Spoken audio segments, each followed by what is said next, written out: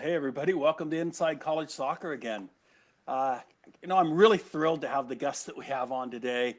Uh, we've got Jay Demerit. Um, I don't know, Jay, some younger players may not quite know who you are, but guys my age that grew up watching the Premier League as it came onto the television, everything, certainly know who you are. And I'm really appreciative and grateful that you've decided to come on and talk with us today about your journey through college and up into the pros. So welcome, Jay.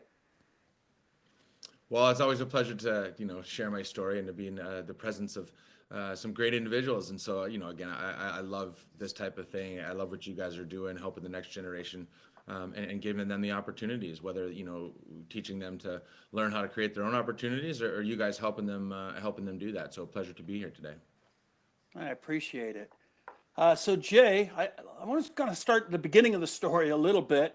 Um, you grew up in Wisconsin. My son's coaching at Beloit right now in Madison, so I'm just starting to get a little bit of a lay of the land. I'm out in California, and I've always been on the West Coast. So that part of the country, as Chris always talks about, it's almost like another part of the world, the United States, because it's so big, right?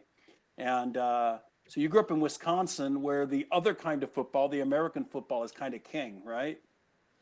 Yeah, well, in Green Bay at that, and so that's the that's the Cathedral of Lambeau Field. But I guess I do look at my time in Green Bay though as something that really helped build the foundation of who I was. Green Bay is a community-built place. We do have the Green Bay Packers built from 86,000 people in the stadium and 100,000 in the city. It reminds me a lot of those kind of English soccer towns that as I came to love as I became pro. It's a town that cares so much about the culture of the game. And Brett Favre was my hero. But again, what a greater sporting hero to have than him. He played with fight, he played with the positivity, he played with toughness. And these are the types of guys that I tried to emulate growing up. And again, I didn't have soccer heroes. I had Lambeau Field in my front yard. So in a way, it was different, and in a way, it was more multi-sport driven. I was a basketball player in the winters. My dad was a track coach, and my grandma before him, and so I grew up in a track family. I was at track meets my whole life. Learning how to sprint, learning how to be fast, learning how to be agile, all that kind of training for me was a huge part of my development. Again, we don't have soccer in the winters, as you know, they do in Right. California. So that's when I was in the gym. I was playing basketball, and we'll kind of get to why basketball was such an integral part of my story. But as I got out of high school, again, I wasn't an academy product. I didn't have that kind of approach to high performance. I was a high performer, but I did it in three directions, and I didn't have that, I guess, skill set on the soccer field yet, but I did have the mindset, and I felt like I did have the competitiveness to go and try to make it once I decided to choose. And so I had a D3 scholarship to play basketball, and then I had a one small D1 scholarship to stay in my hometown and go to UW Green Bay, playing at the Division I level. But I was one of those kids that really just wanted to leave my town.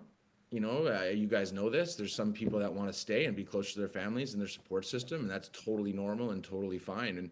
But I was someone that was so attached to my support system, and I was so grateful to have such great support in my life. I had an older brother that supported me, and my parents always give me the best opportunities. But in a way, that kind of gave me the wings to want to leave. I feel like for me, it was, if I knew the support's always there, why wouldn't I go? Why wouldn't I leave? I can always come home. And then, so that was kind of my thinking. For my journey, it was, I wanted to test myself to the big city. And it just so happened that my high school coach was the ex-coach at UW Green Bay. And so he is 75-year-old Italian man. I don't know if you ever met him, down named Aldo Santaga. He got UW Green Bay to their first NCAA tournament way back, I think, in the early 90s. And he was just coach of my high school team, and he said, at the end of my high school, he's like, I got a call to make. And so he called Sasha Begovic down at UIC, Illinois, Chicago, big Chicago town, again, playing against players that were much better than me. And because Aldo had such a good reputation in that division, Sasha took his advice and said, yeah, we'll we'll give it a shot. And so he basically took a chance on me, a kid he never even really recruited or watched play, but he took the advice of a mentor, and he said, okay, if you think that he's good enough, Aldo, we'll give it a shot. And so I decided on leaving home and getting a $2,000 semester scholarship to go to Chicago, which I still, we think out of state tuition, I think I still had to pay 5 or 10 grand a year. But either way, it was an opportunity for me to test myself against the big crowds, get out of my town, which again, I loved, but was ready to kind of spread my wings and go to the big city of Chicago. And it turned out to be a great challenge, but the right move. Before we go on to the college piece, I do want to talk about you growing up, because there is this debate that goes on. I'm a firm believer that at the younger ages, the kids shouldn't specialize in just one sport, that they should allow themselves to develop through multi-sports. And then there is this segment, though, and it's mostly, I don't know if we call them soccer purists or what we call it, but there is a segment that says, no, if you don't specialize early, you're never going to make a pro. You're never going to make it at the end of the day. And clearly you are proof positive that, at least in one test case, right, that's not true. How do you think that running track and basketball and playing other sports growing up helped you become the player that you were? And just before I jump in, Jay, how old were you when you started playing soccer? Like, obviously rec, I guess, but Yeah, I mean, we were 6. yeah, 5 or 6. I had played my whole life, but I just played one season. So I'd play in the summer and the fall, basically. Yeah. So when you got to high school, you play in the fall, and we rivaled football. So I had to choose. I actually played football my freshman year in high school. So when I was 15, I chose to play American football and not play soccer. And I didn't grow again the second year. So I was still 5'7", 115 pounds as a 16-year-old. So I decided to go to the other side of the field and start kicking the ball. Again, I'd played a lot of soccer at that time, but it wasn't something I did all year round. And but to answer your question, Don, I think, one thing I always talk about multi-sports is I just wish programs introduced it a little bit more into their curriculums. I don't think we have to, because the systems have been built and the institutions, especially over the last 15 to 20 years before I was in high school, I do feel like the programs just don't connect as much. And if they are going to stay separate, and not amalgamate to each other, where kids can go and play on basketball teams one night a week or stuff like that, I do think that that's still a solution. But having a curriculum for 12 to 17-year-olds, and again, I'm not talking 18, 19 years old. That's when we should get to high performance. That's when we should start playing every day and really honing our craft to understanding how we can be pro. No one else is turning pro at 18. We're going to glorify the 16-year-old, 17-year-old, the Wayne Rooneys, the Josie Altadors, all these guys that are making pro at 19. We should never put them on any pedestal because they're anomalies. We shouldn't use them to build curriculum because they don't happen. One out of multiple thousands of kids ever become that. So I believe we should always build curriculums for the others, the thousands that don't make it, or the thousands that are going to take high performance sport and turn it into something else. And that's what the NCAA actually really promotes, and they do a good job of telling that truth. But I don't know if we do a good job in practicing that truth. We all hear it. Oh, well, thousands of these kids are going to be pro at something else. Well, yeah, we know that, but they don't know that. They don't know that until they're 22. And then when they don't make the show, and then when they go, oh shit, I gotta find out my real life now. Whoa, man, mental health at its finest. Now, who am I? I don't know. What am I good at? Nothing. What else do I know? Oh, I know how to play basketball. I know how to play soccer. Well, how good is that as a 23-year-old recreational athlete? It doesn't work. Okay. And that's where mental health really starts to become prevalent. And again, you see it in academies even earlier. And so when I became leader at Watford and the Whitecaps, I was captains of both teams. And I guess we'll get to why later. But, I think what I saw a lot of times was that broken teenager even earlier, 16, 17, 18, they're getting released from their clubs at the professional level. And so that crisis hits you even earlier than it does at the university level. And so, I've watched so many people struggle with this over the last 25 years. And I never did, because I had other things to do. I had other mindsets and skill sets and soft skills that I developed by, going to school for design and getting a degree in design. And, I'll tell you the story, kind of long-winded answer to this question, but like basketball essentially made me a professional, because when I was 18, I came again to UIC as a freshman on a walk-on, basically. And I was on the bench. They were talking to me as this green-eared Green Bay kid. We don't know what to do with you yet. You're a good athlete. You seem like a fit guy, good competitor, but we don't know what to do with you yet. And Right. we think they were going to redshirt me as a freshman, coming in as a forward. I was an all-state forward, 24 goals in Wisconsin. I was like, wasn't I made the all-state team, but I never even tried out for my ODP team. Never even tried it. Why though? Just to jump in there, why did you not get? If you were like all state, why were you not getting looks and ODP sort of stuff? Because I played basketball in the winters and track in the spring. Right. And again, it wasn't as prevalent now. Again, I think probably 10 years ago is when it really became academy focused. Right. When I was coming through, there wasn't a lot of academies. I would have had to play for the Milwaukee Kickers, which was a 2-hour one-way trip, 2 days a week. And when my dad's coaching track and my mom's teaching after school, like who's bringing me there? Yeah. You know what I mean? And so that's kind of why it was more logistics and also just my interests. And so when I got to that first year at university and they were going to redshirt me as a forward, there was a red card and an injury to two defenders in our first preseason tournament down in Jacksonville, Florida. And my coach kind of looked across the bench and he's like, who am I going to put on there? And so after the first game, he pulls me aside and he's like, we played a marking back system at the time, so a 3-back. And so I didn't have to do much passing out of the back. It was more of a marking back 3. And so he kind of looked at that and he's like, have you ever thought about playing defender before? Maybe you give it a shot. You can get the field. And again, that's what I was hoping for. I just want to see the field as a freshman. I just want to get on there and start to learn. And I came in with a pretty humble approach. I knew I was behind the 8 ball. That's something that happened to me my whole career. Every time I went into a new environment that was improving, higher than where I'd come from, I knew that. I was aware of that. I had awareness enough to know that I had to come in with a humble approach and wait my turn and be nice and wait for my chance. And that was it. And he said, do you want to try defender? And I said, sure. Why not? You know what I mean? Ego would tell me, no, I'm a forward. I'm a goal scorer. I'm not going back there. That's for guys that can't score. And so in the end, I just wanted to play. And the long-winded answer again to this was that I had a defensive mentality built into my mindset, because what I did on the basketball court my whole life until I was 18 was defend the scoring forwards.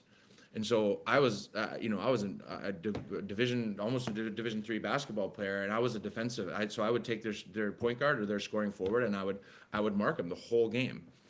And so I didn't know that I had that in that soccer field, because I'd never played on the field like that before. But I played the rest of the 3 games of that tournament, and I was marking. The box defending is the same as defending in a basketball lane. It's very, very similar, and the footwork is very similar, and the competitive side to continue to compete is similar. And so as I kind of came into that realm, I learned in 3 games that for 19 years I've been playing out of position. Right. And that for me was a major catalyst to having a good freshman year. And then by my sophomore year, I was all conference already at the Division I level, playing as a defender. We made the conference, the NCAA tournament, all the way to the Sweet 16 my sophomore year at UIC. We played Stanford out at Stanford, and sure enough, that's what only as a sophomore in college did I start to understand that I was a good player. So if I'm a forward in college in like sophomore year, you're basically like, oh God, you're a bit of a, I'm trying to think of the right word, but a bit of a bastard. Like, oh God, you're just going to defend, he's not going to leave me alone. Is that the sort of player you were? Yeah, I would definitely say so. And I wasn't like a dirty player, No, I didn't mean that. I meant just like would not leave me alone, because just basketball, you're used to it. Yeah. Yeah. And I come from because even in design school, it's more of a creative environment. So I was always kind of taught to be creative. And as a defender, for me, it was always about being creative. How do you continue to manipulate and disrupt and disturb and trying to stay creative? Now I'll try this. Now I'll stand in front of him. Now I'll stand in back of him. Now I'll stand with my elbow on his side and see if he reacts. Now I'm gonna hit him from I'm just gonna hand check his hip the next time he gets the ball, and then this time I'm gonna run with him and I'm gonna go everywhere with him and I'm just not gonna let him breathe. This time I'm gonna grab his shirt, and then again, like that was the way I was as a defender, and in a way it was just a competitive thing. I'm going to compete. And I'll kind of get to why later. Like when you start playing against the Ronaldos and the Messis of the world, like you really have to have that attitude because they're doing the same exact thing. When I get the ball this time, I'm going to try this step over. When I get the ball this time, I saw he was on my hip check. So now this time he's going to try that again. I'm going to spin him. Like they're doing the same thing. And so Right. within that, that's when I got really, really tested. But as I started to learn my craft as 19, 20, 21-year-old, that's really what I focused on from a defensive standpoint was just how to disrupt, how to be competitive and how to make sure that, you know, I was fitter than them or more competitive than them and just really build that into my game. And it definitely helped as I got towards the end of my college career and getting some looks. You had that high performance mentality during college, right? Yeah. I like it. Yeah, and I think being creative, and again, I went to art school, so I was in design school every day. Very rarely, I guess, do athletes choose art programs. Maybe more now, but at the time, I was the only Not really. athlete in my design school. I was the only one that had training. You know, the rest of the guys had computer classes or design school classes or, you know, all sorts of different things. But you know, I did kind of mix those minds in a way. And I also will say that my curriculum, my studies helped me become a better player too. You know, that whole creative mindset, that whole like, how could I look at this in a different perspective? How could I, you know, that's just design mind about how you think creatively about products or designs or paintings or anything like that is all built around this whole creative mindset of asking good questions and why and creating more or less feedback loops of what happened there. Did I like it? Did it work? How would I manipulate it next time? And so I guess that for me as well as a unique trait was something that was built in from what I went to school for. I've never heard that. Have you, Don? I've never even thought about that before. The degree affecting. I've just all these years just never thought of that.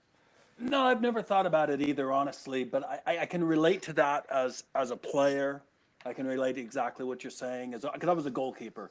So if something didn't work, I was always trying to tweak or fix or figure it out. And I was that way as a coach with my players. Like I always believe there's never a good goal. There's never a good goal. There's always something you could have done differently. Maybe it's calling the back over. Maybe it's adjusting. Maybe it's closing a space earlier so the shot never happens. But there's always something you could have done to make the situation maybe savable, you know, possibly. And there are those that argue and say, no, you can't expect perfection and all of that. But I don't know. I'm a recovering perfectaholic. So I can thoroughly relate to what you're saying about constantly adjusting and always trying to think it through. And I think that's part of the reason why you succeeded because you just didn't give up on that. So when you get into college, what did you think? How big were you going into college, like size-wise? Were you now average? Were you above average, strength-wise, as far as the physical piece of the game? I was probably say I was just about average. I grew 5.5 inches from 16 to 18. And so I really sprouted up, started to find my athleticism. Again, I think the competitiveness was always there and that really served me. But once I could start to create more of a physical challenge, you know, compete with guys that were much bigger than me, that's when I started to gain a little bit more confidence of like, okay, I do belong here. And that was kind of my freshman, sophomore year where I was starting to develop athletically. I was doing a lot of work and outside of it because of that asking questions, those feedback loops. Again, like going back to what we were talking about, like we should always ask our coaches. That's why our coaches are there. They're there to help us with our feedback and say, oh, well, maybe you should try this. Like we should always rely on our coaches, number one, but we also need to rely on ourselves way more. You know what I mean? Like if I ask my coach and he says, well, Jay, and I'll give you an example, this is what was happening.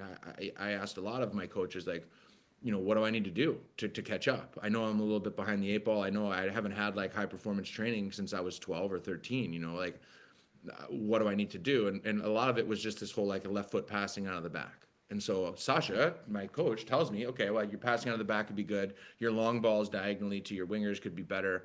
Okay, that's good feedback. But now it's like, okay, now I need Sasha to tell me exactly what drills to do. Like, I need to go figure that out. You know, like his job is to do 25 of us to let us understand what we're good at and what we're not. But that's where I think this whole creativity piece comes into the player. It's like, okay, I know that I need to get better because we all know first. Like, even before I ask you, I know what I'm not good at and what I am. I know that. And so then I go and finally I get some feedback. I'm like, okay, yep, that's another validation that I am not very good at my left foot passing out of the back. I should probably go and work on that. And so, you know, that's when I started to get creative. I would go down to the racquetball court. I would bring different colors of electrical tape. You know, you just go to the hardware store and you get tape, or chalk on a wall or whatever, different colors. And so I'd hit them in different colors, and I would sit down there for like an hour or two, and I would pull the X's off the walls, and I would just literally hit X's, change the colors, put them at different heights, put them in different corners, and I would just get thousands of touches in a couple hours. And before and it took me about a year to catch up. And by the end, I was hitting left foot passes, I was hitting left foot diagonals. And it was only because you go down there and you get creative about how you work on your game. And I think a lot of it's positionally based too. Like as I got to the higher levels and really started to work on my footwork, like you can do ladders all day long with your fitness guy and warm-ups and all the other things and talk and say that that's footwork, but it's not necessarily related to me. Like I'm a center back, right? So I live in an 18-yard box, and then I push up to the halfway line, and I live in that zone, right? And so why aren't I doing my footwork based on that zone? And why aren't I doing my box footwork in the box related to corner kicks and free kicks and marking, which actually is related to me? And so I did the whole, that whole kind of mindset of how you train as an individual it was always built into my system. And I think I did a lot of work in the dark, because after asking good questions in the light and, getting feedback from my performances and all the other things that came along with creating a mindset of what I need to work on. But then I started to work on it, and you do it alone and you figure it out, and you can figure out what works for you and what doesn't. And I think that really players need to take a better take on their own experience and really get creative of why they're on the field and what do they need to do and what kind of footwork do they need for their position and what kind of players do they want to mark against, and how do I need to do that when I play against that player, or how do I need to play against a small player when I'm playing him, and how do I need to play against a 6'2" guy that I can't beat in the air. And like everything is so subjective, but if you're not looking at it that way, if you're not looking at your and really dissecting it to that level of how do I need to improve as an individual, you're never really going to get there. I just if this wasn't a pod, if we were in a room and you were doing I would do a standing ovation to all of that, because this is exactly what we preach. 30 something years ago, I came up with 28 different things to do with the ball in the wall for players.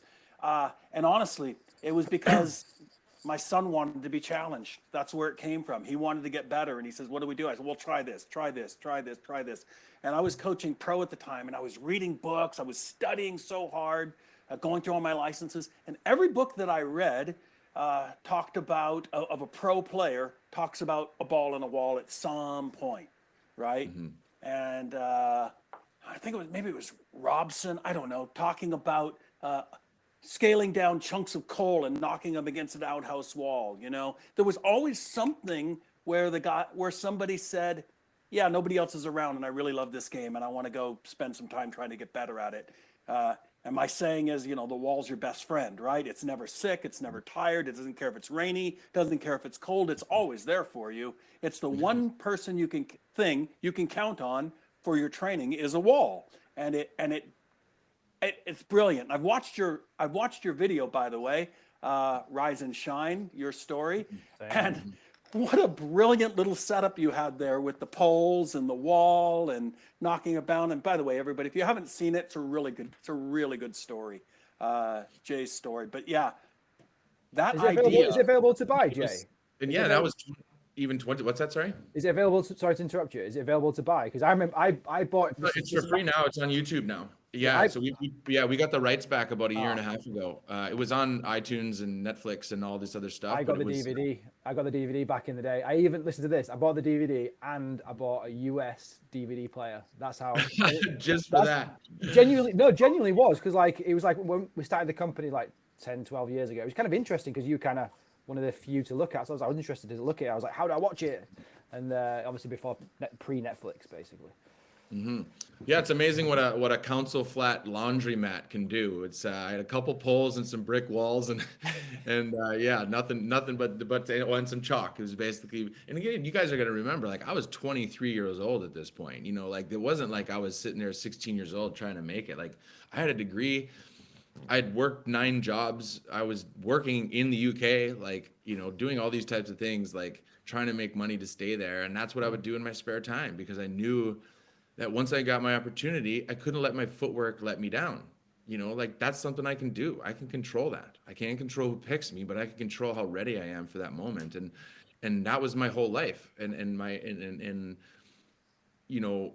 just was at that age, at 22, 23, again, going back to like understanding that you are your own vessel and you are your own story, and never wavering from that, and is really the key for me as far as how I try to help develop the next generation, is like really help them understand that that's the only way they're going to make it. Stop comparing yourself to people that aren't you. Stop asking that you're going to be like this or train like that.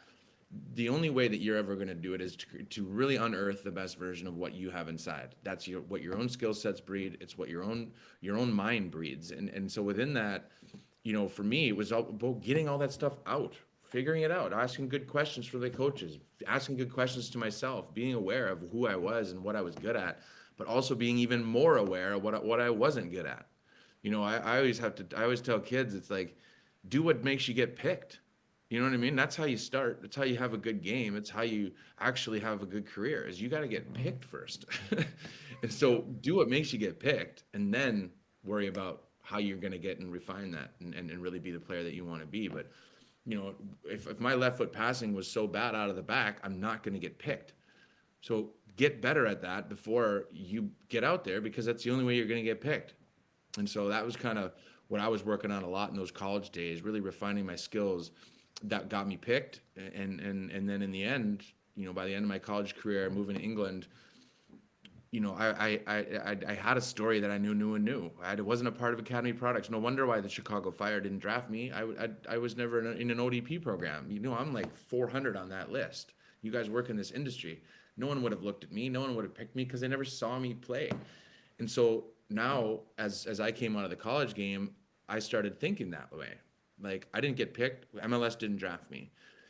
But how many times have I been in front of an MLS scout? Maybe twice, maybe 3 times. I'm not on their list, really. But you played. Sorry to interrupt you, Jay. You played for PDL though. You played Chicago Fire Premier, according to Wikipedia, whether that's true or not. Because I played for the same team actually a few years after you actually. Yeah, and how many guys in the PDL got picked? 2? Yeah, there's a couple. I can't remember the names. There's a couple of guys in England actually, but that's about it. Yeah, and so yeah, again, the guys that were coming out of Showcase and the guys that were coming out of universities were the ones getting picked like that. PDL players were already on that kind of second ring of who's getting picked from here. And again, I was in the conversation. I had conversations with some of the second division teams in the US and the Milwaukee Rampage, which was our closest place near Milwaukee, near Chicago. I'd walk on tryouts to those places. We like what you're doing. We'd love to have you come here and give it a shot. But, at the end of the day, I knew I had to finish my degree. I wanted to finish my degree, so I did that. And then I had my friend Kieran, who was English, and he says, I'm moving to England. Why don't you come live in my attic? And I just thought, you know what? I got to do it the hard way. I can either make 18 grand a year playing for the Milwaukee Rampage and work my way up that ladder. And struggle, by the way, financially. Yeah, exactly. Or I could take a design degree, make 40K if it's about money. But for me, it was never was. It was about getting the most out of who I was and who I am. And I was like, I'm just getting started. I really was. I was so positive about it. And just thinking the fact that I have this opportunity after only switching positions 3 years ago and now getting to this level where I can even think about being a pro, that's a good sign. So let's go keep trying. And so that's when the English opportunity came up. I knew that light at the end of the tunnel in England was way better and bigger. And so I just thought, I got a free roof to sleep under. I might as well go give it a shot. And so again, I started playing in the 12th division. I was making 40 pounds in an envelope, playing under a different name. I was going to ask you, like, this can be cut out, but how did you work and how did you move up? Yeah, well, in the beginning, I was playing under a different name because again, it was all cash, so it wasn't a big deal. Yeah, exactly. Yeah, I was interested to know when you started getting further up. Yeah. And so it became better as I got back. But I remember that first season, I was playing in the 12th division, and again, as your story goes, you got to sit on the bench, and so I'm sitting there a couple months into the game or into my non-league season, and I'm still not. I'm just starting to start, and so by the end of that season, I'd had 2 third division tryouts, and so both of them I went there. The first one I got 87. I came on in the 87th minute, and I didn't ever even played, and so I didn't make that team. And then Shrewsbury, which isn't far from Manchester. They tried to sign me, but I couldn't get the visa at the time. And so I was like, I come back as this, on paper, a failure. Did you make any teams, Jay? Oh, how's Europe? You know what I mean? Oh, well, I didn't make any teams, and I'm playing in the 12th division for $40. Like, that's my answer. Year one. But getting the opportunity for Shrewsbury, that's pretty good. Like Yeah. you'd have been making maybe 40,000 a year. Oh no, but maybe not the contract you might have been offered, but that's a good opportunity right there. Yeah, and that's what I thought. I just thought, you know what, if I can hop 6 divisions in England in a year and get third division tryouts, yes, I didn't make it, but the fact I got two, that's a good sign. And so I always, when I always do like path management with players, it's also that, like, don't forget to look how far you've come. I think that's one of the things we forget. We're too busy focusing on what's going up there, or what trophy I need to earn to get the next thing, or what contract I need to earn, without going, well, if you just keep doing what you're doing, don't stress out about it. Because if you keep keep that pathway open, and keep doing what you're doing, because you look how far you've come in this amount of time, or look how far you've come since you've got here at this university. I think a lot of times we need to focus on that too, because then we don't get freaked out about where we're going in the future. And I think for me, that was one of the things I maintained focus on, was always just like, I hopped 6 divisions, stay positive, because the world is going, you failed. And I'm going, well, not really. I'm doing good things. I'm just waiting, because if I keep doing what I'm doing, I'll get the shot. And again, as time and fortune would have it, I came back for that preseason. My coach had moved to a ninth division team, and calls me up. He's like, we got a friendly against Watford. They're a first division team. Like, you should come do preseason with us. And I'm like, that's a better idea. Let's do that. And so I did preseason with a team called Northwood in lieu of that game. And so I trained, I came fit. I was on that game, and thankfully Watford put out their first team. So I had an Icelandic international and an English international named Bruce Dyer up front. And so those Big are the boys. two. Who's the Icelandic? Heider Helgeson. Yeah, two big boys.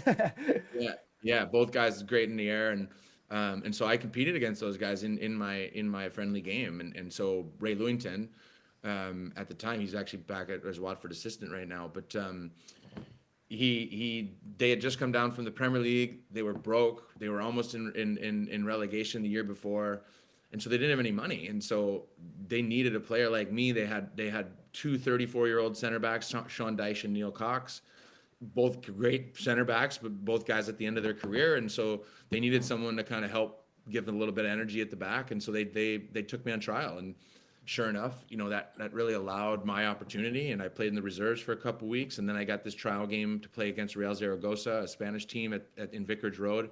And that was my kind of baptism of fire game. Like, Ray Lewington never even told me I was going to start. And I came in on that day, and I was on the whiteboard to start with the first team, and I had never even trained with them before.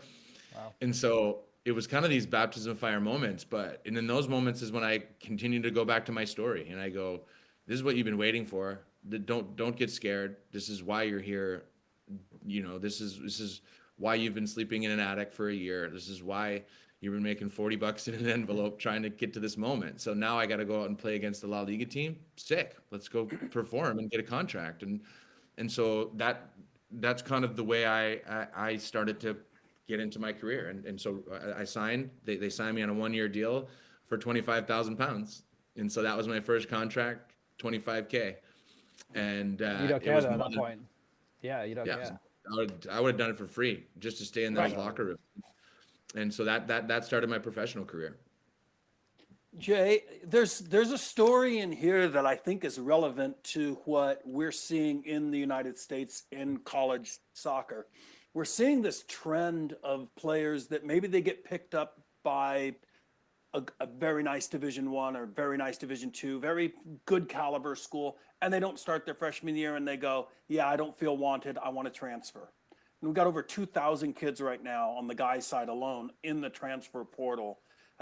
Some of them for various reasons, some of them for valid reasons, some are moving up. We had a kid that just transferred from one school to an ACC school. It's fine if they're moving up, but most of the kids, I don't think that's what's going on. I think they feel after their freshman year that they're never going to get a chance, that they failed, and so they just want to transfer and try to see if the grass is greener on the other side. So you're the perfect man to ask this. What would be your advice to them? Sorry, Don. The transfer portal's kind of enhanced that as well. It used to always happen, but now there's an easy opportunity to move around. Mm-hmm. Well, and again, it's a great question, and I would say that it still goes back to that subjective answer of understanding what you want to get out of your story. And I think if it's because you've been playing your whole life and all of a sudden you don't play for one season, I think that's a bit premature as far as, again, you got to pick up your life and spend a whole nother year getting to know a whole new team and a whole new place in a whole new way that's still foreign to you. So again, check yourself before you start thinking about that, because that's just as complicated to do that than it is to just ride the bench and understand why and then become a good player and a better player the next season. Again, all those factors are part of it. Do you like where you go to school? Do you like the people you play with? Do you like why you're going to school, like your subjects? Like, do you like what you're studying? You know, again, sometimes we transfer because I thought I liked art and now I don't, and I want to go to med school, and that Sure. school isn't Yeah. very good at med school. You know what I mean? Like, there's those reasons. And again, that goes back to me of understanding the story. Like, what do you want to get out of your college career? If it was just come be a famous soccer player and get playing time as a freshman year and be an All-American, good luck. You know, again, one out of X thousand kids are going to have that story. But again, we glorify those stories, so most kids at freshmen think that that's who they got to be.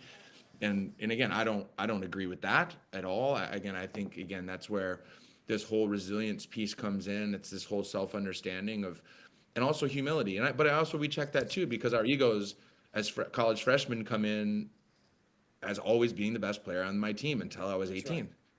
And so that first, it's the same way we sign pros at 18, 19 years old. And all of a sudden the 18, 19-year-old pro's coming in, he's getting kicked around and he's getting beat up by some of these older players, and they don't know how to handle it because they've never felt that before. They've never been bullied like that because they were always the best on their team and playing U19 World Cups and being the G.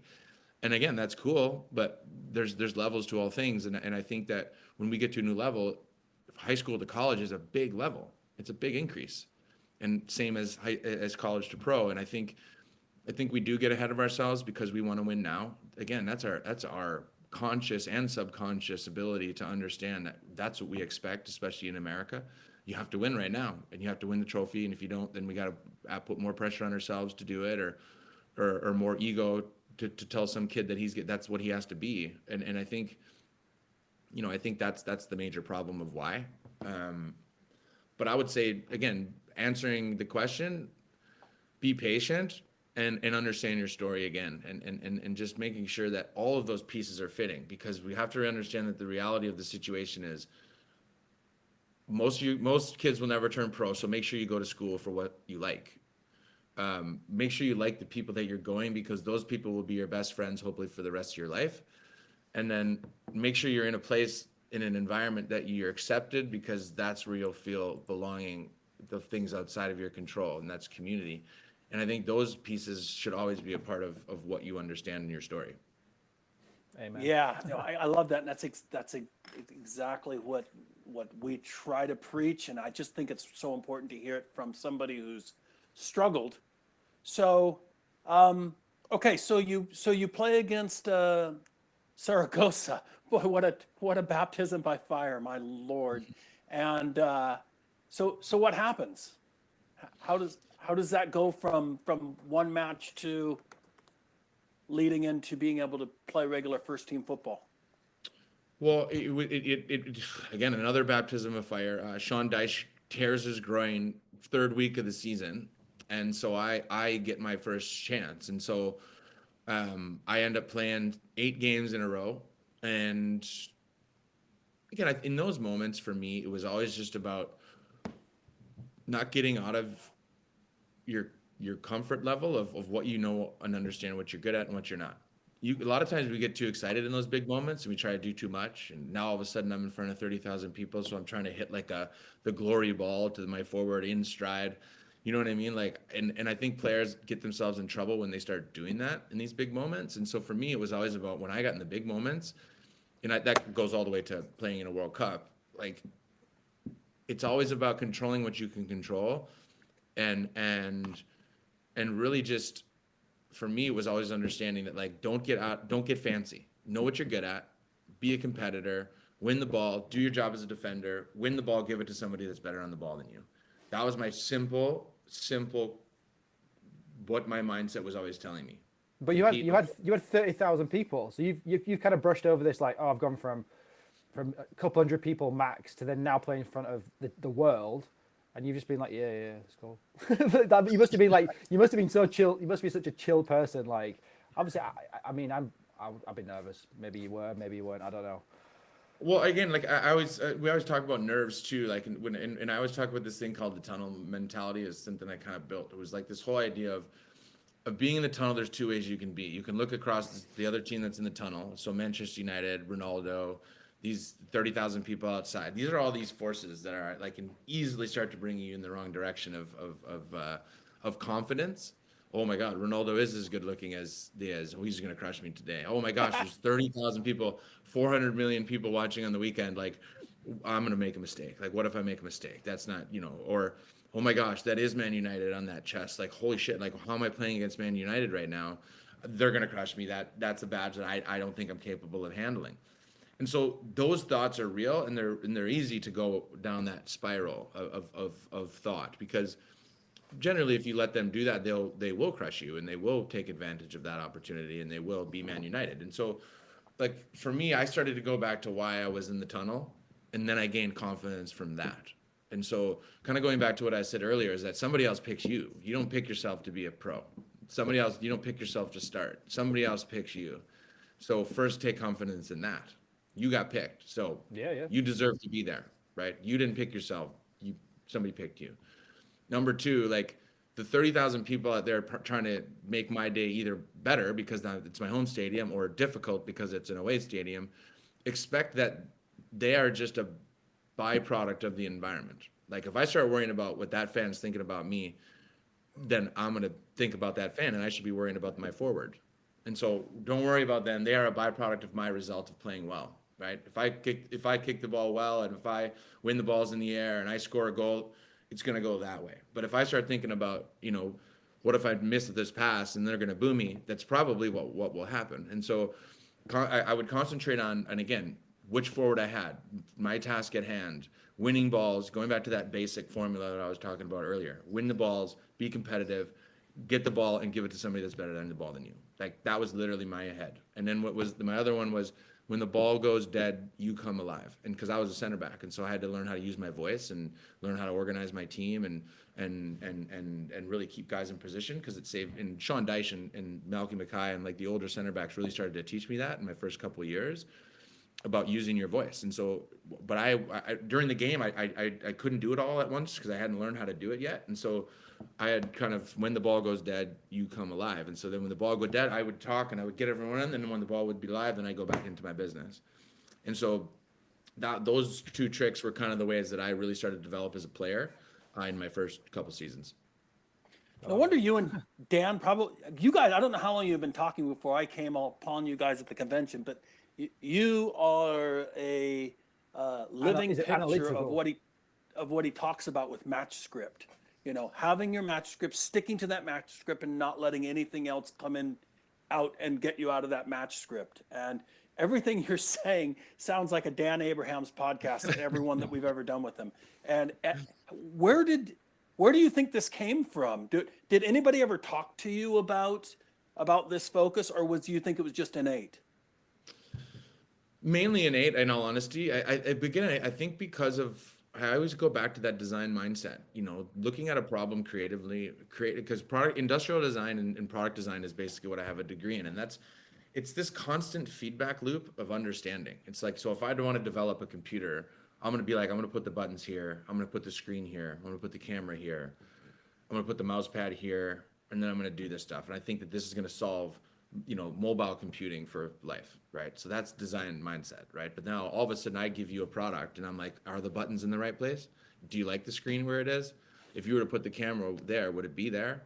And so like we start asking those questions all the time in design thinking, because it's like, oh, this product, it's cool. And, okay, but is the button right? Does it fit my thumb properly?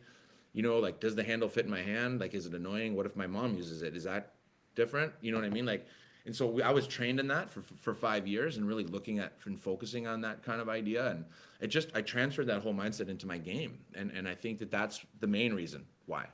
And then I started to work when we hired A.D. Boothroyd, again, going back to Dan, having a sports psychologist and someone that understood the mindset of the game and really asking good questions on the mind, that came in my kind of my second, third season at Watford.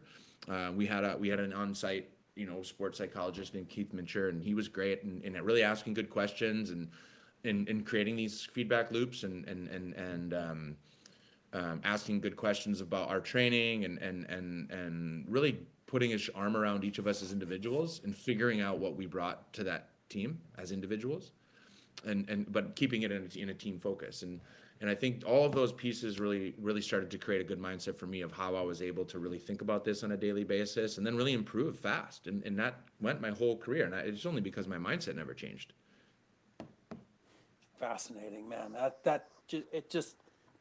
just find most of the kids, like I say, I coached for over 22 years, short stint in the pro in the USL, but most of it in college. But almost every kid that I came through, we had to sit down and try to solve these problems. A few of them were innate and it didn't ever seem to bother them and figured it out. But I don't think that was the majority of the players that I dealt with their mindset. So I love what you say when you talk about those feedback loops, and constantly as a player having those feedback loops with yourself and being honest with yourself and acknowledging where your weaknesses are and then going and working on them. Well, I think the most important part of all feedback loops is to not take them personally too, because I think that's where we start to get in trouble, especially nowadays, where kids are suffering from fear and anxiety a lot more than I was as an 18-year-old. That's a fact. And I think. Why do you think that is, Jay? Why do you think that is? Pressures are different. The ability to cope mentally is different because we gave ourselves more grace back then. Now we want things now, and we get validated instantly on social media and videos, and we have a million options to be judged. And so each judgment creates a new fear. And I think kids are just become more fearful because they're just so tired of being judged and being negatively affected by it because they haven't learned how to take it personally. They take it personally, and they think, am I ugly? Am I really bad at my left foot? Am I a bad penalty taker because I missed one and I scored 10? You know what I mean? Like, Right. Who knows? But most of the time, that's where that kind of self-validation piece comes. But confidence is the key. But if you're not confident in who you are because you don't know who you are, because you've never asked yourself the right questions, or you've never asked the right person to tell you or be honest with you, then confidence isn't going to, fear will come out, not confidence. And I think that's the big difference now. Like we don't breed confidence, we breed fear. And that isn't the way to not express anxiety and live with it. And I was opposite. I gained that confidence by every skill I earned and every new game that I played well in. And then over time, I just became a confident player because I didn't need the validation of others. I just needed the validation of myself. And I got that by asking a bunch of questions and getting better and creating a feedback loop of understanding that, am I getting better? Yes. Am I okay? So keep doing what you're doing and don't take it personally. And I think a lot of times that's not in our general curriculums these days. I love that. I really do. Well, I know that our audience is dying to hear the story. At least I am, because I am a nerd, a soccer nerd. I do try to study everything I can about the game. I want to know about your promotion bid when you guys went and played Leeds. I remember when Leeds went down, and I remember when Leeds was trying to come back up, and I remember when Watford made it into the Premier League, and that was a hell of a game for you, huh? I remember the goal because all my friends. That was the game changer. Yeah, that was the game changer for me. Again, even when I was playing, that was my second season at Watford. So I had already been pro for a couple years playing in the championship. And very rarely did people in America know who I was. Because again, I wasn't a known player there. People at that time weren't really watching the championship. They might be watching the Premier League, but they weren't really watching me. And so as I kind of came to the end that season, again, that's when A.D. Boothroyd came in. He was the youngest manager, 34 years old. We were tipped to go to the third division, or to second League Two. But he came in, really righted the ship, really got into this whole feedback thing. And by the end of that season, we were running on all cylinders. We had good young people. Ben Foster was on loan from Man United. Ashley Young was playing on the wing as a 19-year-old. We had good good solid midfielder captain named Gavin Mann. We had a goal scoring forward up front named Marlon King. And then we had Malky Mackay at center back, and then me and a couple other people at the back. And so in the end, we really came together as a team. And that was the best year of my career, as like understanding how a teamwork is way more powerful than any individual. And we did this thing called the circle mentality, where every Sunday we'd come in and there'd be 30 chairs in a circle. And we would do these things where like we'd have 30 sheets of paper with our names on it. We'd have to go out and like give our opinions of the other players, or like our sports psychiatrist would like, or a psychologist would like, if we got beat 4-0, we would do like a Monty Python thing where the dude gets his arms cut off and his leg and he's hopping, and this would be like a funny way to like get over losses. And so every week that circle would change, but by the end of that season, that circle was as strong as a circle can get. Like we would kill for each other. We knew each other. All of that constant criticism, but positivity too, was built into how we understand each other as a team. And I think really being vulnerable in that approach allowed us to grow as a unit. And for me, we made it to that playoffs. We just got into the playoffs because we are relegated. And then we just throughout the season just got better and better and better and made the playoffs. And we were the only team that ended up keeping a clean sheet all playoffs. And so we had a Crystal Palace home and away, made it to the final. And then the Millennium Stadium, because Wembley was being rebuilt at the time, is in Cardiff, Wales, 78,000 seat stadium. And these one-off games, like again, the championship playoff final is the most lucrative game in all of sports. And so I think it's like $140 million now goes because of the Premier League increase in TV revenue to the club. And again, the players don't get much of that, but it's a big game and the pressure is huge. And I'd never been in a game where like you actually split the stadium. And so half of the stadium is white, half the stadium is yellow for Watford. Leeds was supposed to walk it.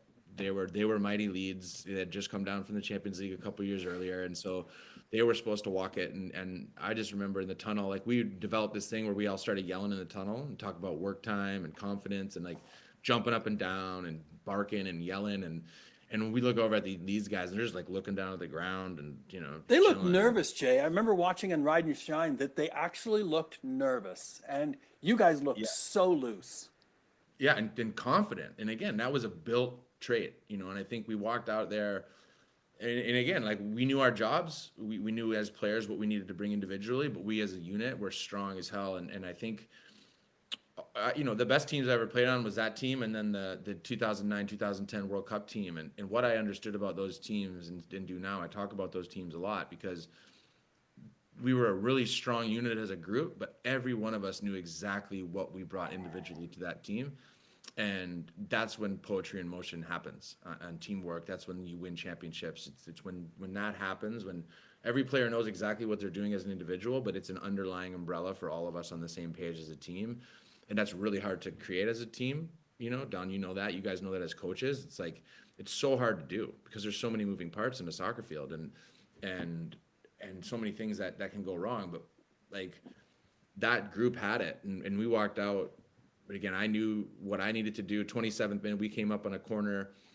I came in and back post header in front of, that many people. I black out. I don't even know that I came So out. rewind the mentality to going into that, because you said something in Rise and Shine, if I remember, and it reminded me very much of John Terry, when John Terry talks about every time I went forward, I thought I was going to score. Yeah. You kind of had a little bit of that from what you were saying in Rise and Shine. Yeah, and we had prepared for that, but I also saw my forward, the guy, his name was Rob Halls. He was cheating on that near post because I was generally a near post run, and I saw him. He took 2 steps towards the near post, so he had done his research. He knows that's my run, and I start in the penalty spot. So I'm like, usually I fake right, I wait, stutter maybe a little bit, maybe come behind him to the front post, but generally front post was my run, and so. This time I see him cheating, so I'm just like, okay, I'll stutter down to the left, and then I'll come back around to the right. And Malky had their other big center back. He had him just pinned, and I just saw this lane coming through, and Ashley Young still putting in after all these years some of the best delivery you'll ever see on a set piece. And so he whips in this cross from the corner, and I just zone in on it, and I see my lane. I know I've left Rob now, and I'm free, and so I just concentrate on that. And so I just see this thing coming in, and try to get the most out of it, and this big thud, and then the roar like that, and then I'm like, oh my god, like this is wild. And so then I don't remember what happens then, and then I remember top of the box, like Marlon King, our forward, has me by the face, and he's like looking at me, screaming in my face, and that's the next thing I remember. I actually celebrated that goal because I live with 3 Leeds fans in Leeds, and I support Bradford City. Their biggest rivals are Leeds. So when that went, Yeah, you were loving that. when they came back after that night, you should have seen them walk through the door like that. It's like I was like, and so I mean 3-0 is a big score too. And they so thought they were going to win it. They were so honestly, we're gonna so walk confident. it. Yeah, and so again, when we go and smash them 3-0, and then after the game, again the fireworks are going off, and I'm seeing this camera like following me around, and so I'm like, so I stop, and they give me this like glass ball with this like man of the match, Leeds. And it's because we kept a clean sheet and I scored the first goal. And so, I'm standing there on the halfway line talking on the Jumbotron, talking about how, 2 years earlier, I'm sitting in a pub watching this game, dreaming that I could maybe one day be in this position. And my parents were in the stands. I think I had like 37 tickets that day. So all my non-league friends were there, my old coaches, like anyone that had to do with my journey in the UK was there that day. And to kind of be there and celebrate them with them was for me like the ultimate moment. I mean, as we got into like playing in a World Cup, but at that time, like, I mean, again, at that time, no one in America had ever heard of me. So it was kind of like this whole, transfer of knowledge and things into my career, and that really set up my ability to get to the national team. Fair play. At what point did it hit you where you said, "Oh crap, we're in the Premier League"? Oh, I remember it. It was the day that the fixtures came out. And you can do all the research in the world. You can do all of the media in the world talking about what it's like to be a Premiership player, but you don't know you're in the Premier League until Manchester United comes to your stadium. You start playing against those players and see the standard that you're walking into. And we had Manchester United as our second game at home, and so that was like the marquee matchup, the first big team. I think we had Fulham in our first game. And so it wasn't like well, we can beat them, but it wasn't like the juggernauts. And all of a sudden, game 2, I'm like, oh crap, there we go. That's the real deal. And so it was that moment when the fixtures came out that I'm like, oh crap, I got no rest days next year.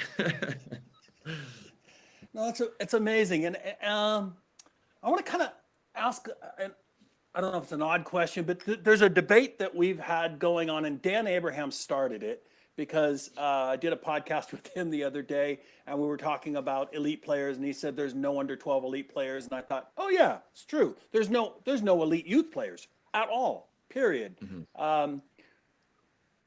What do you think about that? Because everything now in America is everybody's elite. Everybody's going to play in college. Everybody's going to play pro. We've got pro academies. It's not that hard. Just do this, do that, and dude, it's freaking hard. You get to a certain point where you realize, oh no, there's a lot of people way better than I am technically, a lot more experience than I have tactically, way better than I am physically. When I think about Ronaldo, and I always use Ronaldo and Messi as 2 examples, that if we were lining up and we didn't know anybody and we were on a playground and picking a team, which one would you pick? You'd pick Ronaldo. Not 99 times out of 100, you'd pick Ronaldo if you'd never seen either of them play, because he looks like a god. He looks like one of those Greek statues.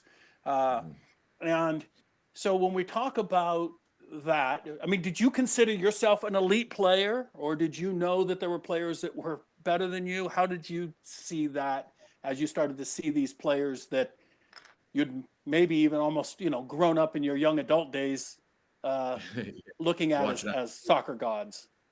Yeah, no, I was watching those guys in a pub 2 years earlier in England. You know what I mean? Like I was again, I always knew what I was good at. I knew I could compete with the best players. I knew I could do that because I had proved that to myself by playing against the best players. And that just continued throughout my career. And I think that whole concept of like, you're only as good as your last game really is true. You all of a sudden I'd play against Manchester United. I'd go in again with my whole training, wanting to come in, being ready for that game. I'm fit, I'm strong, I'm competitive. I know who I'm playing against. I know what they're good at. I know how to combat that. I know what I'm going to bring to that game. I know the mindset I'm going to bring to that game. I know the effort I can control. And so all of that stuff really started to build into now all of a sudden you play 90 minutes and you're walking off and you've just beat Fulham 2-1 and you've played against an Icelandic international. You should probably gain confidence in that game. It doesn't mean you're going to do that every week until you start doing it every week. And then you start to go, okay, now I'm a consistent player. And so within that, it's kind of the first one is gain confidence by true performances, one of one, and take that and hold on to that. You're not the player you used to be because you just proved that you're as good as that Icelandic international. So stay there. Don't digress now with your mindset to think that, oh, I got to play against this Icelandic international. He was good. You know what I mean? Like it is a mindset in that way. And I think a lot of times, or we'll read the one critic on the internet that said I played like shit. And then now all of a sudden I'm thinking that that's true. Without going, no, I just played against an Icelandic international and I played well. And my coach told me I played well too. Like that's enough. Stay the rest out here. You know what I mean? Let them stay there because they're just trying to be you. And again, take confidence in that too. And so that's kind of what I always did is I always take confidence in those little pieces and hold them tight because they're yours. And I think, that was always it. And then that validation of like, and then I get validation of consistency because again, I'm starting every week now. That's consistency. Right. Now I'm contributing. Now I'm getting into the end of the season in my Premier League season, and I'm second in the running for Premier League Player of the Year for Watford Football Club. But Ben Foster beat me for that year in a Premier League. So why can't I play for the national team? Of course I can. Right. So that dude plays for the national team. Everyone else plays for the national team. Why can't I? Of course I can. And that's when I walked into the U.S. national team with probably a little bit more confidence than How'd that happen? How did that come about? Where did you get the first call? How'd that come about? It was our Premier League season. So again, 2006 is when I made the Premier League. And so there was a little bit of a shout like, take Jay on a back end of the World Cup in 2006. And I wasn't ready. I wasn't ready for that. I wasn't. And Bruce Arena knew that. And he never even called me in. But after that World Cup, I had a new 4-year cycle. Bruce left, Bob Bradley came in. And so Bob was looking for some new blood, I think. I think he was looking for, but again, I was playing in the Premier League. So I guess I thought I deserved a shot. Yeah. And we were about 2-3 months into that new season. And I was starting again every week in the Premier League and starting to really kind of earn my stripes, I would say. It wasn't always easy. Like these players are insanely good. The Didier Drogba's, the Wayne Rooney's, these are the guys I was playing against every week. And I was learning so fast, but I was making mistakes but in a way I kept starting. So I must've been doing something right. And so kind of that 2-3 months in, Bob calls me and he's like, hey Jay, I remember you from the Chicago days because he was at the Fire back then. And he said, I remember you from the Chicago days, but it's really great to see that you've really took your story by the straw of the neck and made something of yourself. We've been watching you for a little bit now, but I want to call you in to see if and get you involved if you could. And so that call is the most amazing call you could ever get. Just the opportunity to play for your country, I think, is always what every footballer dreams of. And I think to get that, and then I of course 4 days before I'm supposed to leave, I tweak my groin in a training camp, and it thankfully was a two-leg training camp for the U.S. So I missed the first game, but he's like, I'll bring you in, and we'll play you in the second game. And so I got my first cap as a 27-year-old. There's always one thing to note when I talk about my story. I didn't get my first cap till I was 27, and it was in Dallas, Texas, against Guatemala, playing against one of the guys I played with in college who played for Guatemala. And so it was like this cool, like he had made his national team from UIC, and all of a sudden I was playing on my national team, and that was our first game together. And so, it's those kind of moments for me that I really look upon of like, as part of this incredible journey. And again, then I get to the national team and I got to start again. I got to sit on the bench. I got to travel around the world and sit on the bench for two years almost. But again, I was happy to be there. I was so, honored to be a part of the national team, but playing for Watford and traveling around the world and playing well in both directions is really, really hard to do. And so then I had to learn how to be consistent. I had to learn how to manage my time and my effort and my energy, because you really do. You got to get off a 12-hour flight, have one day of training, and then play in front of 50,000 people, 90 minutes, then get on a flight the next day, fly back to London and play on the Saturday for your club. I love it when people talk to me about jet lag. And I'm like, we don't have time for jet lag. But you know, that's when I really started to learn how to be consistent. That's what I learned from Richard Lee. He told me, wherever in the world you go, just stick to the UK time. So if you're waking up at 2 a.m., just do it. So the convention used to be like, oh, I've been up since like, honestly, like 3 a.m., 4 a.m. and stuff like that. He'd be walking around with his coffee and like ready for bed at 3 p.m. and stuff like that. He'd stick to it just so when he went back to England, he was obviously not jet lagged. Yeah, yeah, yeah. And everyone's got their tricks, and mine was like that. Plus, like micro naps. Like if I get tired, I'd sleep for like 35 minutes. Like you can't go for over an hour. Like if you go over the hour, you're right back on jet lag schedule. And so like Yeah. we find ways to help science and do all that thing. And but for the most part, for me, that part of my career was just learning how to be consistent. You played with some pretty big, at least in the American household, pretty big names. Landon Donovan, obviously, and Boca, and you played with some really big names. When did it ever hit you that obviously probably when you starting, right? But it's like, holy crud, yeah, look, did it ever feel surreal to you, or did you always felt like you kind of belonged? I mean, I would always try to enjoy those moments. I used to have this thing where I would give myself a little smile and a little head shake, like when I'm standing in the tunnels. Like I just can't believe that I'm here, but like I'm here, so like make the most of it. Like that was always like kind of I can't like this whole kind of head shake smile is like what I used to do. Like I'd look at the players next to me, their badges of the players, and I'd be like, I can't believe I'm here right now. But then it'd be like it's kind of like the pinch me, but it's like it's pinch me, so let's like I'm here, let's go. Like you know what I mean? Like I was also one of those kind of fearless players where I just relished that opportunity. I knew I had come from behind the eight ball to get there, and I was just going to make the most of every absolute second that I was on that field and control what I could control, and that's my attitude, my effort. You know, I can't control who I'm playing against, but I can control how much I know about that player. I can control about you know what that player brings to the field, how I can disrupt them, and I can do that same on the fly once I'm playing against them. And so that was always my tactic, just getting the most out of every situation, but really keeping every game as a subjective thing. Like this is a one-on-one game. It's not like the last game because I'm playing against different players. I'm playing against a different badge. I'm playing in a different stadium. Right. So, but again, like when I start comparing that, what I did last time, it's like, okay, this game now is this. This is the type of player I'm playing against. I've done my research. I'm fit. I'm healthy. I know what I'm bringing to the table. I know what I want to do in my tactics as far as how I'm going to defend this person. I know how I'm going to speak to my defenders, my goalkeeper. I can control all that stuff. And so that's kind of where I was always in. In those big moments, do that. And then again, it didn't matter about how big the moment was because I wasn't thinking about how big it was. I That's, thought about it afterwards. I just love that. Again, sports psychology 101 here. Hey Jay, it's getting really long here, and I've got a couple of things that I want to cover. So I'm going to kind of fast forward here Cool. Yeah, to a point. I gotta go at 12:30, but Okay, yeah, we'll get going here. I want to kind of fast forward to the end of your career, and then what you're doing now, and how you've transitioned. Because a lot of players struggle from when, hey, I'm not a player anymore. This is who I've been my whole life. To now life hits me, and then I want to know what you're doing now, what you're up to.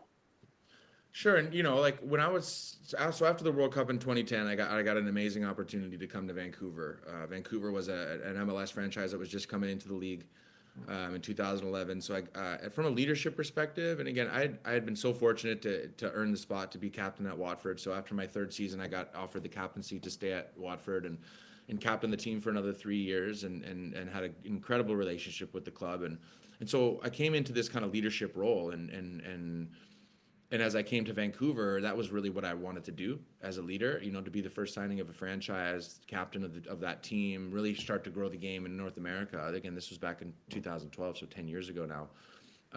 But it was one of those things that I wanted to come back to the league. I wasn't someone that had ever played here. Everyone knows the story. I moved to England with the backpack. I never got to play in front of my friends and family. I never did like a domestic league experience. And so I also didn't want to become the 35-year-old that comes back to his domestic league and takes a paycheck and makes mistakes. Like I didn't, I didn't want to be that player either. And so I was 30, almost 31, and I wanted to get the most out of that end of my career. And so Vancouver was an incredible opportunity for me to bring my experience and really, be back in my home soil in North America and be closer to my family and friends. And so I loved those years in Vancouver.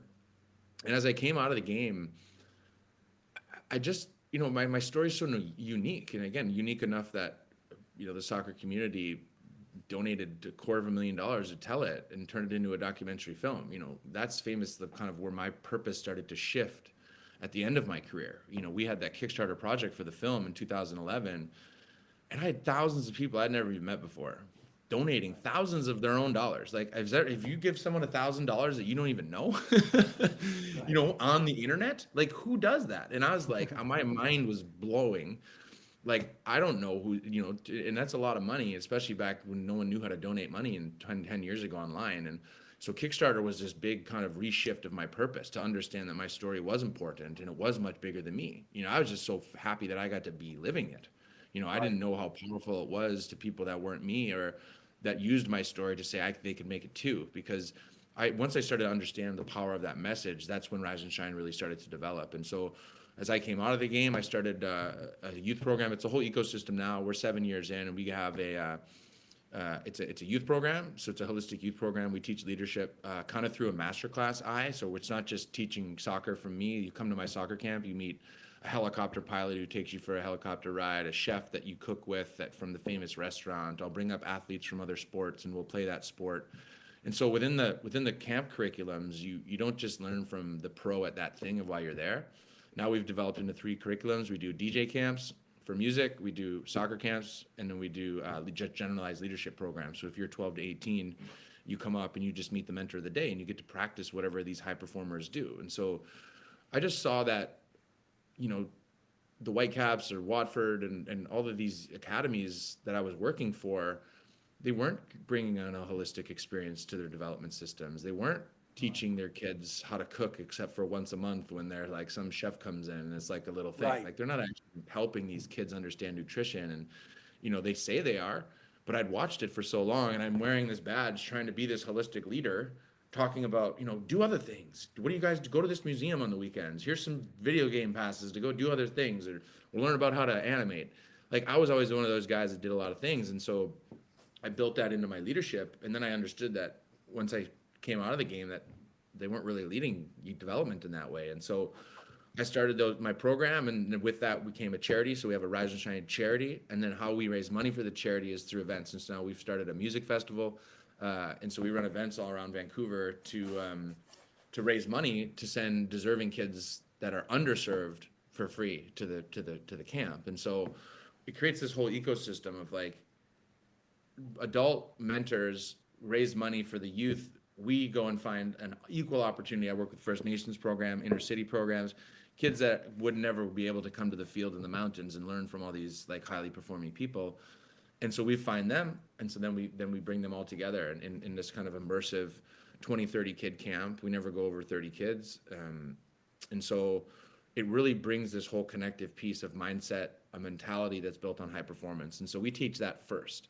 And so when we teach that through the eyes of other professionals that aren't just me, because if it was just me and you come to the Demerit soccer camp and learn how to kick the ball, like, I feel like you're getting me, you're getting a connection with me, but you're not getting a connection to your own development and what you really want to get out of your life. And so our whole concept at Rise and Shine is about bringing a holistic environment to mindset and training and practicing every day, but doing it in a way that you're doing more than one thing. And you're not just learning from me to play soccer, you're learning how to cook from the chef that's famous. You're learning how to, and again, with teenagers, they want people with blue check marks next to their name, or a recruiting agency with 50,000 kids. You know what I mean? Like, this is where they want to go because that's how they get validated in life now. We validate things through this, and we validate things through the internet and followers and all this other stuff that sometimes is true, but sometimes is not. And so we validate through all of those reasons. And then we practice what we preach. We don't just say, hey, look at me, I'm just a guy that played in a World Cup. We're like, this is how. Now we'll go practice mindset, and we'll go practice about how to kick this ball, or we'll how to tackle. And so we practice whatever it is, and it's just a seed plant. We're not trying to bring them to school after they're back from school. Like, it's fun, it's interesting, and again, we surround them by people they want to be in the room with. And so that's where 2 years ago, and this is kind of the finish of where we've developed the program now. 2 years ago, because EA, the biggest video game company in the world, they're here in Vancouver, and so they've been a part of my program for ever since the inception. And so they've been sending up animators, heads of wellness, CEOs, business development people, all at, this big brand that all these kids love. And so over the years, I've developed good relationships with EA. And 2 years ago, I just thought at 30 kids at a time, but seeing the amalgamation of the process and seeing all these highly individual people in a field, but seeing the message, I was like, that needs to be scalable. It's not scalable in 30 kids in a field in the mountains of British Columbia. We've done the camps in 5 cities in North America, but that's not really scalable either. And so I was looking into the digital program, and so I pitched EA, and they bought it in the room. And so the last 2 years, we've been developing an app that's like Masterclass, but it's going to be gamified and geared towards teenagers. And so it's like, you learn from these famous people, you watch their episodes, but then you get things for your efforts. You get to practice things like, if you're doing a free throw contest with Steph Curry, you got to set up your phone and show that you can make a free throw to do the Steph Curry free throw challenge. Or you can chop an onion with a chef and then put it and you can make the soup or make the smoothie, and then you can put your smoothie to your phone and be like, hey, there's my smoothie. I just know how to do this. So we're actually practicing nutrition. We're not just saying, hey, you should make this smoothie, because then we don't know and we can't validate that from the user, the kids. And so we're trying to do, if I'm 14 and I'm cooking with a chef and I'm doing a free throw with Steph and I'm, doing all sorts of things, I'm going to gain knowledge in that experience. And therefore, by the time I'm 18, hopefully I'm going to understand a little bit more of my soft skill sets that are going to allow me to understand and make my own decisions. And so we've kind of gamified the program. We're hopefully going to be launching at the end of the summer for school year next year. And we'll start plugging into academies and things to give kids through their phones an easier way to develop their mindsets. And the cool thing is it's built around the 9 forms of intelligence. And so your profile for the users aren't your face, it's your brain. It's split into the 9 forms of intelligence. And so that's what we gamify. You do science lessons, and all of a sudden your little science area grows, and then all of a sudden you're getting challenged to do the push-up contest, and now your kinesiology brain is going to start to grow, and then it's going to develop this whole mindset. And then so the idea is that over time you develop that.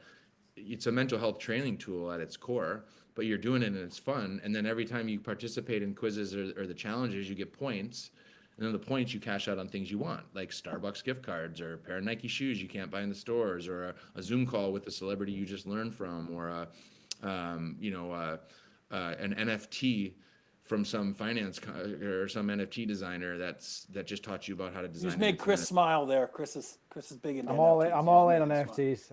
Yeah, well, you're gonna love this platform, because imagine a kid that's 19 and has no money that can earn an NFT by watching a famous NFT producer, and then you get that NFT for free, and then you can go sell it on OpenSea. So imagine the effort that kid is now creating for himself to go and earn something. This sounds perfect. This sounds perfect for my 8-year-old. Like, literally everything you're saying is like what we kind of talk about. Wish there was in England, for example. But like the NFT thing, I've been teaching him that. Try to teach him like little things about it. So yeah, congratulations first of all. Yeah, and now it's going to be, now anyone can do it, and so that's, and because it's going to be free too. So any kid can use it. You have Wi-Fi, you can use the platform, and so that's kind of where I started to shift this whole kind of building these programs and then seeing what's working, but now building a digital program where we can monitor all the data and make sure that it's going back to the kids. Like, you monitor your own brain, you watch your own brain grow based on the effort that you do. And so that's really the flip of the mirror in all social media or all media, because right now it's opposite. We're validating everything based on an external appearance, not by what's going on inside. And so we're trying to flip that mirror and make people understand themselves at a much deeper level, because they're seeing their brain split into 9 forms, and they're actually practicing in those forms to really start to seed plant of who they are. And that'll give them a much better chance in life when they start making their own decisions when they're 17, 18, and 19. I love that. Thank you, Jay, for coming on. I know you got a heart out here, but hey, everybody listening, you'll be able to find notes in the show notes about the Rise and Shine app. Jay will make sure that we get all of your information, that we can put it in the show notes so that people can reach out to you on any projects that you've got going. And again, I want to thank you for coming on, Jay, and for spending so much time with us today.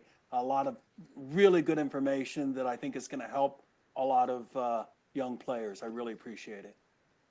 Well, then thank you guys. You know, what's a story, I suppose, if you can't tell it? And so again, I always appreciate any time I can share the stories and the experiences that I've been so fortunate to have, and hopefully we'll continue to have and continue to help educate the next generation, as I know you guys are very passionate about too. So, you know, I really appreciate being on, and of course, anything else anyone needs, you know, that's what we do now. We're here to help, and hopefully help the next generation go and be successful in their own right. We get the app for all our clients done. That's what we're doing next. Seriously, it's going to go into our notes of our new client 100%.